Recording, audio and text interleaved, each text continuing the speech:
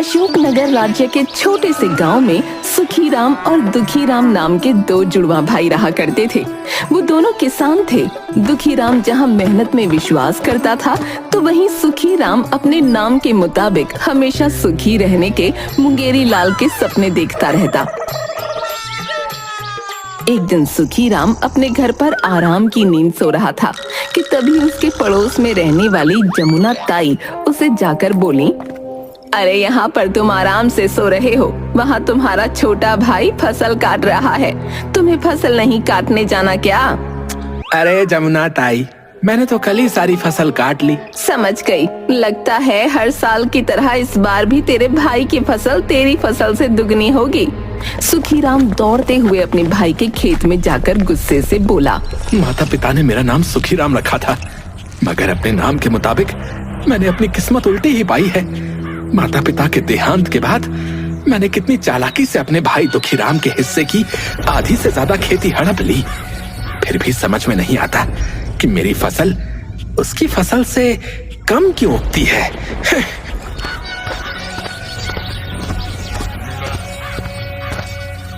सुखीराम घर पर जाकर दोबारा सो गया। अगले दिन सुखीराम का दरवाजा कोई जोर जोर से खटखटाने लगा। अब इतनी सुबह सुबह कौन आ गया? एक तो ये गांव वाले ना ठीक से सोने भी नहीं देते। इतना बोलकर सुखीराम ने दरवाजा खोल दिया। सुखीराम के सामने एक मोटा व्यक्ति दो दुबले व्यक्तियों के साथ खड़ा था। अरे सुखीराम, तुमने मुझे पहचाना नहीं? मैं गांव का महाजन मजूमदार हूँ। तुमने मुझसे 1 माह पहले 50 स्वर्ण मुद्राएं उधार ली थी, मैं वही वापस लेने आया हूँ। अरे मजूमदार भैया, तुम्हें धोखा हुआ है। मेरा नाम सुखीराम नहीं बल्कि दुखीराम है। मेरा भाई सुखीराम तो सामने वाले घर पर रहता है।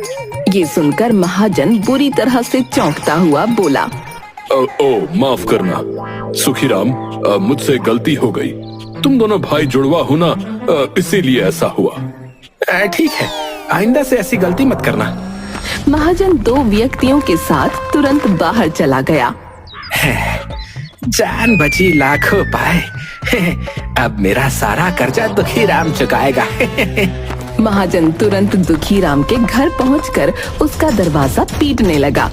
दुखीराम दरवाजा खोलकर महाजन से बोला, अबे क्या है? दरवाजा तो तू ऐसे पीट रहा है जैसे कि तेरा मेरे ऊपर कोई कर्ज निकल रहा हो। 1 माह होने को आया है, आज तो 50 स्वर्ण मुद्राएं वापस लिए बगैर नहीं लौटूंगा, बताए दे रहा हूँ। चलो अब निकालो मेरी मुद्राएं। अबे तेरा दिमाग तो ठीक है? कहीं तो नशे में तो नहीं है? रात को भांग के पकौड़े खा के सोया था क्या बे? मैंने कौन सी मुद्राएं ली है बे तेरे से? देखो सुखीराम, 50 स्वर्ण मुद्राओं के लिए अपना ईमान खराब मत करो, और मैंने कोई भांग के पकौड़े नहीं खाए हैं।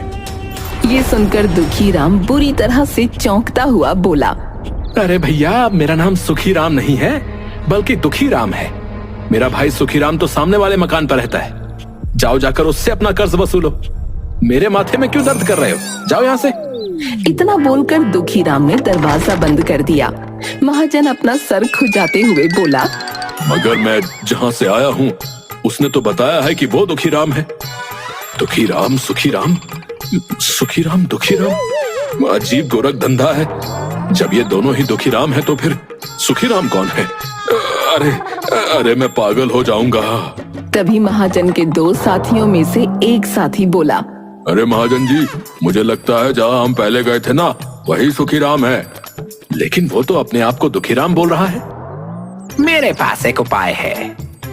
इतना बोलकर महाजन का दूसरा साथी महाजन के कान में कुछ बताने लगा। महाजन मुस्कुराते हुए बोला, ये तुमने अच्छा उपाय दिया है, कल इसी को अपनाते हैं। अभी चलो यहाँ से, अब देखता हूँ कैसे बचता है ये सुखीराम।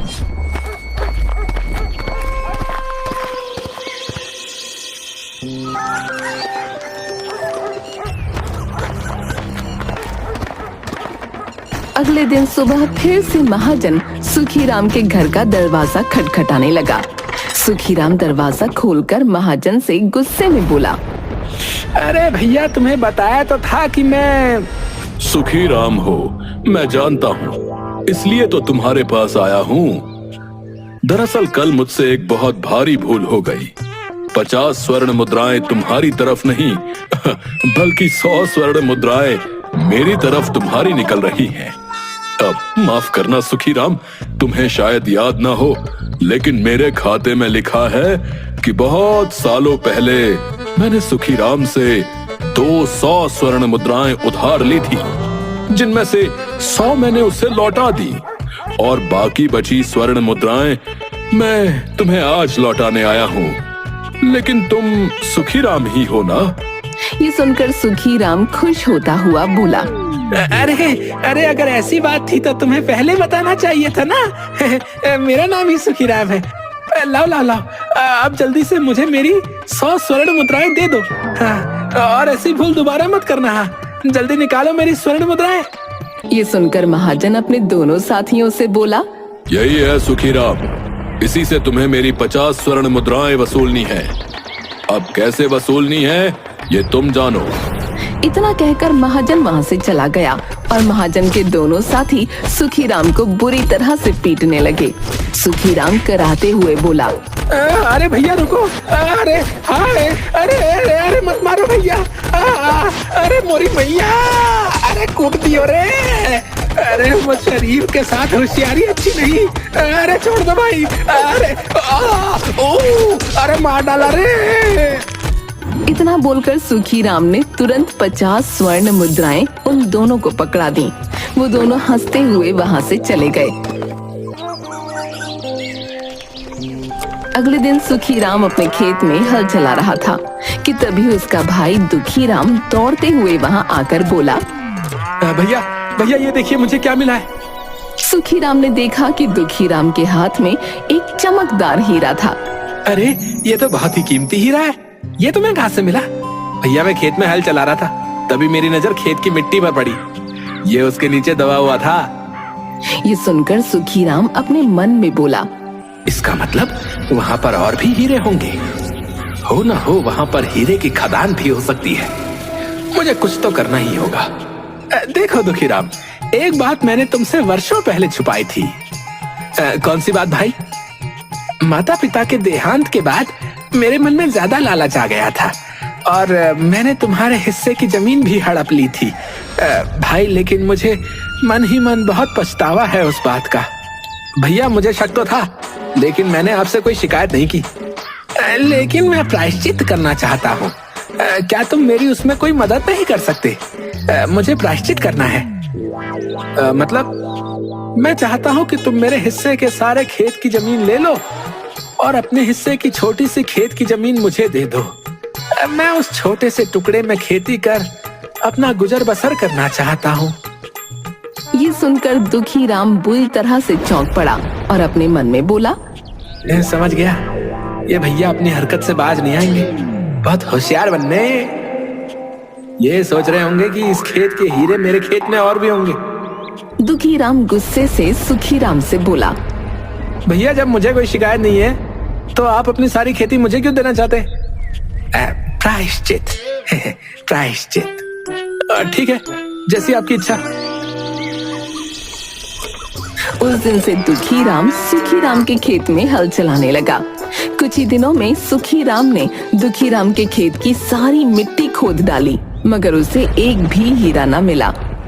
हाय हाय, मैं तो लुट गया। हाय, मैं बर्बाद हो गया। मैं तो वहीं पर जाकर दोबारा खड़ा हो गया जहाँ से चला था। सत्यानाश जाए मेरा। इस जमीन पर तो एक भी हीरा नहीं है।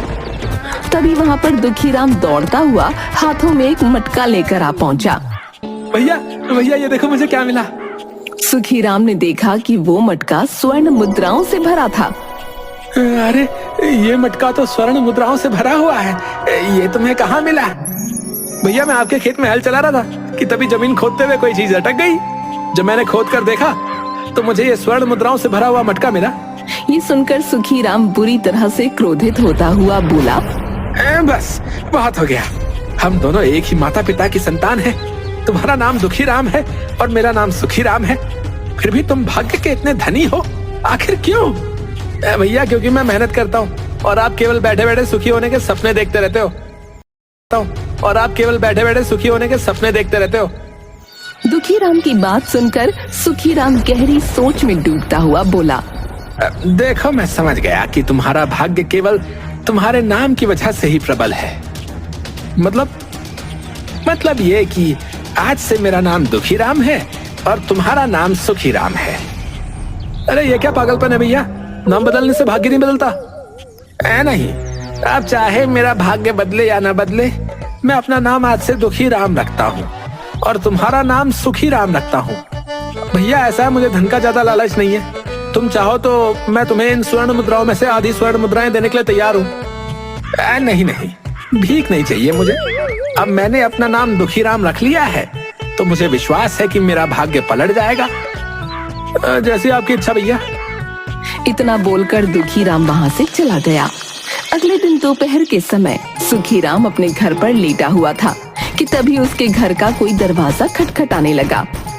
अब तो मैंने अपना नाम भी दुखी राम रख लिया है, अब कौन आ गया? इतना बोलकर सुखी राम ने घर का दरवाजा खोल दिया। सामने एक बूढ़ा व्यक्ति सुखी राम के सामने खड़ा था। कौन हो तुम? मैंने तुम्हें पहचाना नहीं। अब तुम्हारे लिए जो है बहुत बुरी खबर है सुखी राम। ये सुन सुखी राम बुरी तरह से चौंक पड़ा और अपने मन में बोला, मैंने तो अपना नाम कल ही बदल दिया है। मैं अब सुखी राम नहीं बल्कि दुखी राम हूँ। तो फिर मैं ये दुख की खबर क्यों सुनूं? इतना बोलकर सुखी राम उस बूढ़े से बोला, देखो भाई, तुम गलत घर पर आ गए हो। मेरा नाम सुखी राम नहीं बल्कि दुखी राम है।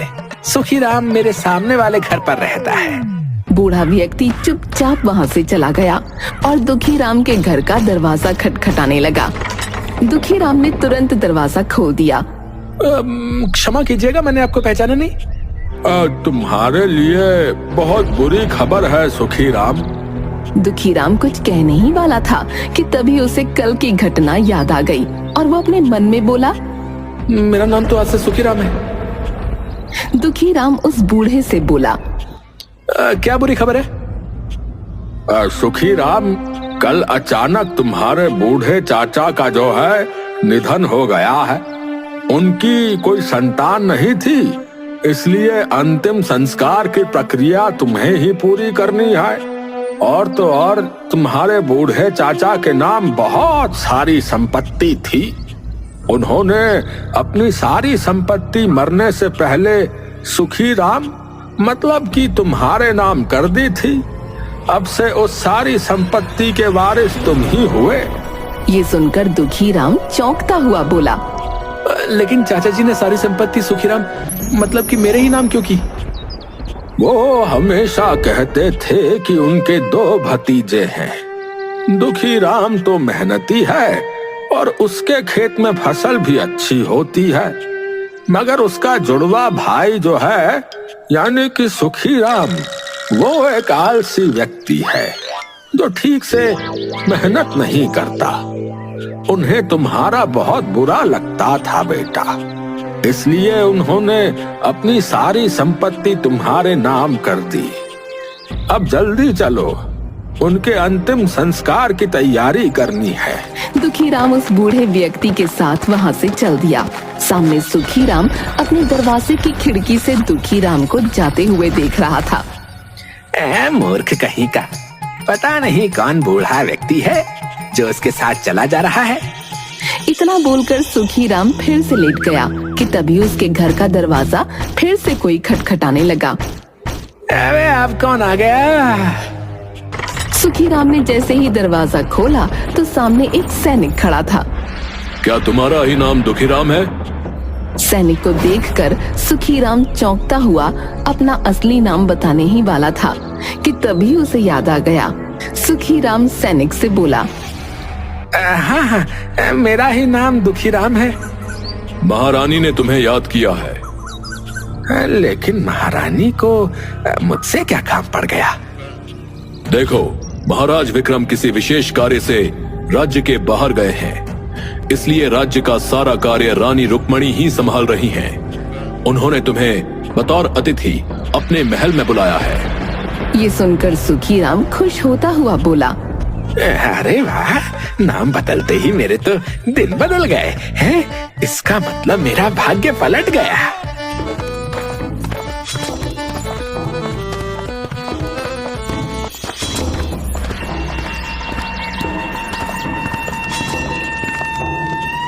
सुखीराम तुरंत उस सैनिक के साथ सीधे महल चला गया जहाँ पर कुछ किसान और खड़े हुए थे।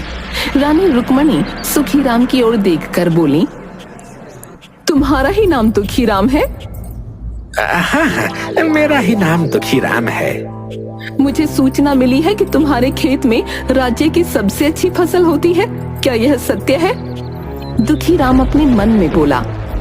ये मूर्ख रानी भी मुझे दुखीराम ही समझ रही है, क्योंकि दुखीराम के खेत की फसल राज्य में सबसे अच्छी होती है। लगता है ये मुझे उपहार में कोई विशेष इनाम देगी। आपने बिल्कुल सही सुना।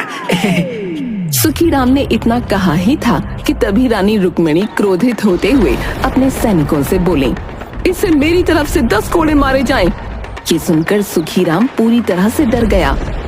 ये क्या कह रही है महारानी? बिल्कुल सही कह रही हूँ। तुम्हारी फसल राज्य में सबसे अच्छी होती है, मगर तुमने अभी तक लगान नहीं चुकाया। राज्य कोष खाली हो चुका है। तुम्हें 10 वर्षों का लगान चुकाना होगा, और अब तक जो तुमने लगान नहीं चुकाया उसकी सजा बता तुम्हें 10 कोड़े मारे जाएंगे। रानी रुक्मिणी का आदेश सुनकर सैनिक सुखीराम पर कोड़े बरसाने लगे। सुखीराम दर्द से कराहता हुआ अपने से बोला, अरे मेरा उल्टा भाग्य। जब भी पहाड़ कोसता हूँ मेरे हिस्से में चूहिया ही निकलती है। कुछ ही देर में सुखीराम जमीन पर लेटा हुआ था। जाओ, जाकर 10 वर्ष के लगान का इंतजाम करो। नहीं तो क्या? नहीं तो लगान ना चुकाने पर तुम्हें राज्य में सबके सामने फांसी पर लटका दिया जाएगा। ये सुनकर बेचारा सुखीराम रोता हुआ अपने घर पर आ गया कि तभी अचानक उसका भाई वहाँ पर आ गया और उसे सारी घटना बताते हुए बोला, भैया, चाचा जी ने सारी संपत्ति आपके नाम कर दी थी, परंतु आपने तो अपना नाम ही बदल दिया। और आपके चेहरे पर ये दर्द कैसा? ये सुनकर सुखीराम फूट फूट कर रोने लगा। सुखीराम रोते हुए सारी घटना बताने लगा। मेरा तो भाग्य ही उल्टा है छोटे। अब मुझे तेरी बात समझ आ गई है कि नाम बदलने से भाग्य नहीं बदलता। भैया चिंता मत करो, 10 वर्षों का लगान मैं चुका दूंगा। भैया, भाग्य केवल उसी का बदलता है जो दूसरों की खुशहाली देखकर खुश होता है, जो किसी से ईर्ष्या नहीं करता और अपनी सच्ची मेहनत और लगन से अपने कार्य को पूरा करने का प्रयास करता है। चाचा जी ने सारी संपत्ति आपके नाम की है, इसीलिए उसके मालिक आप ही हुए। अपने भाई की बात सुनकर सुखीराम मुस्कुराने लगा और उस दिन के बाद वो सुधर गया।